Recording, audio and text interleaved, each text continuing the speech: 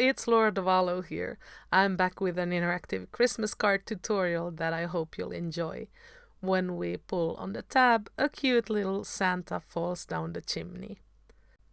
The Fireplace from the Yuzu Holly Jolly Santa stamp set is a little bit too small for this idea, so I decided to do some partial stamping and die cutting to make it taller.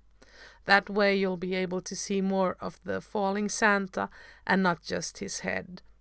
After making sure that the stamp is as straight as possible and that my piece of cardstock is placed in the middle, I'm going to ink just the top part with Extreme Black Hybrid ink and stamp it. Now I can slide the paper about 3/4 of an inch upwards and ink and stamp just the lower part. Remember to clean the stamp before you do that, or you'll have to start over. This image is quite forgiving, so don't worry if it's not perfect. Next we can grab the matching die, adhere it with some low-tack tape and run it through our die cutting machine in such a way that the top cutting plate only covers the lower part of the fireplace, just under the arched part. Now we need to repeat the process with the upper part of the fireplace. Adhere the die to the image with tape and cover only the arched part, like so. If you don't have the matching die, it would be easier for you to draw the missing part of the fireplace before cutting it out, but I'm doing that later. You can of course choose if you want to cut the extra parts with a craft knife or with a pair of scissors. In this case, I prefer scissors. Now I'm drawing 2 rows of missing bricks or stones, first with a pencil and then with a black pen off camera.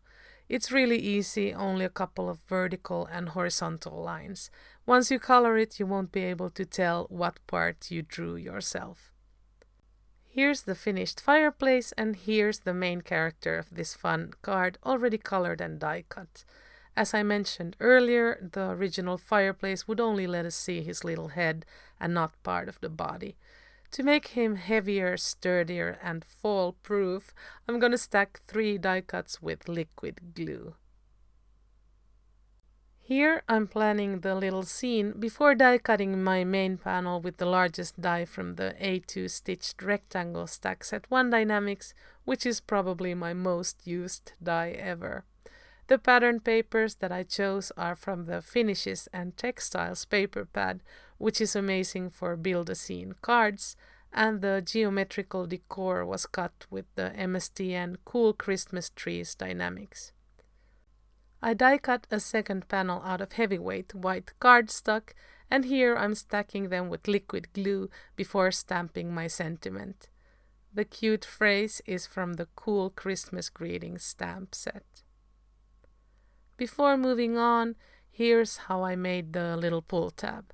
I think it's best to choose a thick yet flexible plastic like the one used for notebook covers. Mine is 4¼ inches wide, although I later trimmed it a bit. I adhered a strip of 1/2 inch score tape to the edge of it, cut it with a craft knife and adhered the strip to the edge again and trimmed it again. Here I'm figuring out where to place the pull tab so that there will be enough room for the hidden container that will house Santa. And now I'm marking the spot where the tab will go so that I can cut a notch in the panel with my 1-inch hole punch. Okay, I'm almost done cutting my window, which is slightly larger than the firebox or the hole of the fireplace. For the back panel, I chose Eiffel Tower cardstock, but I'm gonna darken the edges with a couple of Copic markers. I use W10, W7, and W5. We can now adhere a piece of acetate to the back of our window, unless you want your Santa to fall out of the card. Just in case, I'm adhering a piece of clear tape on that edge. I wouldn't want my Santa to get stuck. Now it's time to add 2 layers of foam tape to the back of our main panel, right up to the edge of the pull tab, which will act as a divider of the hidden and visible containers. We want our Santa to have just enough room to fall, but not enough to turn, so make the container about 1 3/4 inches wide. Before moving on to the next step, let me just quickly wipe the acetate with a piece of an old t-shirt. Now I can get rid of all that backing paper and adhere my main panel to the gray panel. But hold on a second, I forgot to cut a notch in the gray panel. It's not going to be visible, so I'll just use my scissors real quickly. There we go.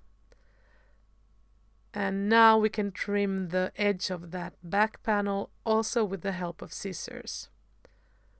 After adding some foam tape off camera, I'm ready to adhere the main panel to my card base of Amarina cherry cardstock.